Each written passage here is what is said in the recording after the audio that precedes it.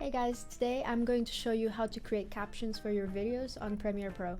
This feature is relatively new. You used to have to manually type the words and drag them into place and synchronize them, and it took forever. But these days Premiere literally does it for you. So here we have a clip from the show Secrets of Cinema, and we are going to add some captions. If you go to the top of the screen, you will see that the graphics tab is now called Captions and Graphics. So if you click that, you'll see this window here, which is where you'll create the captions. So first thing, click transcribe sequence. And now you can choose what track you want to transcribe. If you have multiple tracks, if you only have one track, you can either select mix or just whatever track has your spoken dialogue. And select the language that is being spoken. You can select transcribe in point to out point only if you only want to transcribe a part of the video. And this option, opt in to recognizing when different speakers are talking, could be useful, for example, if you wanted to have different colored subtitles for different speakers, but you definitely don't need to check these options if you don't need them. And then press transcribe. So now you have a transcript. Most of the time, Premiere will do a very good job at transcribing exactly what's being said, but sometimes we'll misunderstand something or forget a capital letter.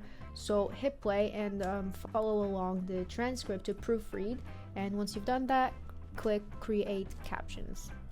And then caption preset, select subtitle default, format select subtitle, and style select none, and then press create. So as you can see, it created its own track.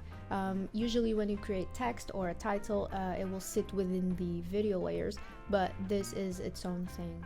If when you watch it you notice a mistake that you missed earlier, you can just click on whatever caption that is in this tab and just correct it. Now if you go to the panel on the right, you will see that you can edit the look of the subtitles. So select any of them and you can change the size.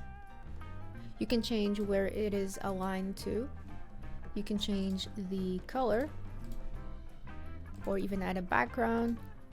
And then when you're happy with how they look, go to track style, create style, and then give it a name.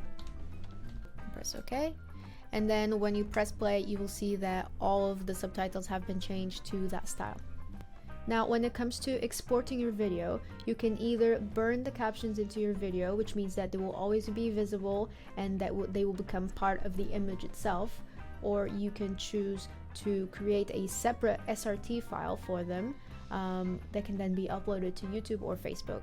So in the export menu, the only thing you need to do is go to Captions, and then on Export Options, select either create a sidecar file or burn captions into video accordingly.